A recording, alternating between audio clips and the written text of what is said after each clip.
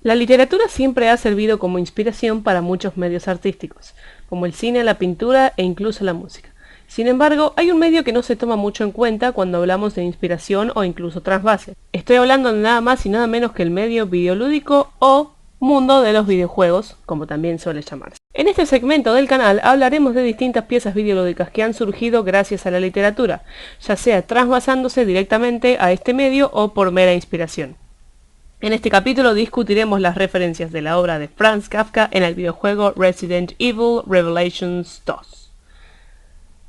Para los que han jugado este juego, es bien sabido que el escritor checo ha influenciado ciertos aspectos del mismo. Aspectos como el tema de la metamorfosis, el exilio, el temor y también la trascendencia. Sin embargo, va mucho más allá de eso. Veamos por ejemplo los títulos. Cada capítulo está nombrado como una de las obras de Kafka. El primero, Colonia Penal, el segundo, Contemplación, el tercero, Juicio y el cuarto, Metamorfosis. Pero no es solo eso. El contenido de cada capítulo está fuertemente ligado a la obra de la que toma nombre.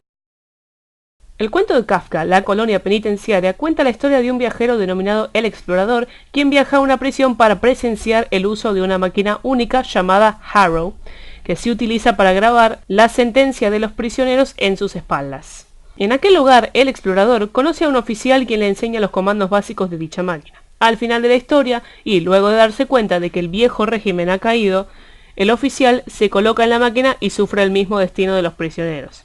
Como ya sabemos, el primer escenario del juego es una prisión repleta de trampas y elementos de tortura. Pero en una de las habitaciones del edificio se puede ver una réplica exacta de la máquina que, curiosamente, cumple la misma función que en la historia.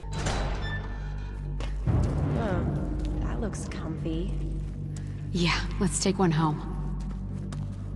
Look at this machine. There's something stuck in it.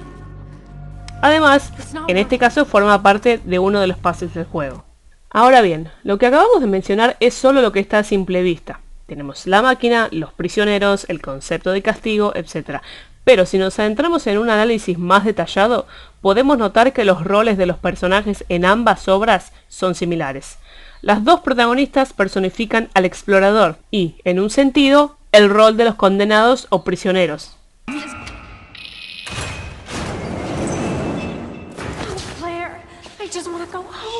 En el caso de los antagonistas, podemos decir que Neil Fisher juega el rol de oficial, porque tiene el control sobre el destino de los prisioneros.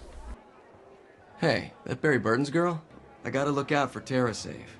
We have our enemies. Sí, muchos estarán pensando que debí referirme a Alex Wesker como el oficial. Sin embargo, en este caso, Alex estaría representando al rol del comandante, porque en la historia de Kafka, el comandante es quien crea la máquina y pone al oficial a cargo de manejarla. Este es el mismo caso con Neil Fisher y Alex Wesker.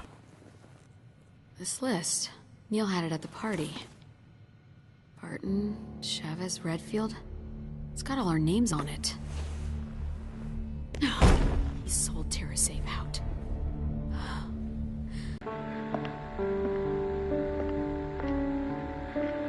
All right, I've isolated the best candidate. Good work.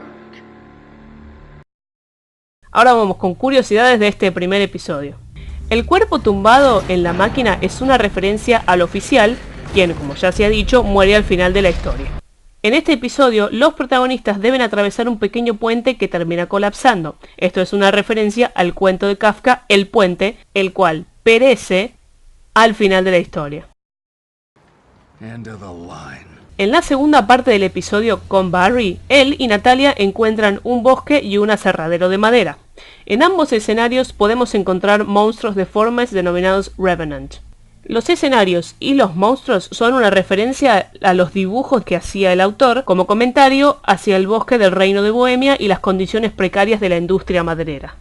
Muchas gracias a todos por haber hecho clic en este video. Ya voy a subir la segunda parte. Bueno, denle like si les gustó, suscríbanse y bueno, déjenme en los comentarios alguna otra curiosidad que tengan sobre este juego, sobre el episodio número 1, más que nada.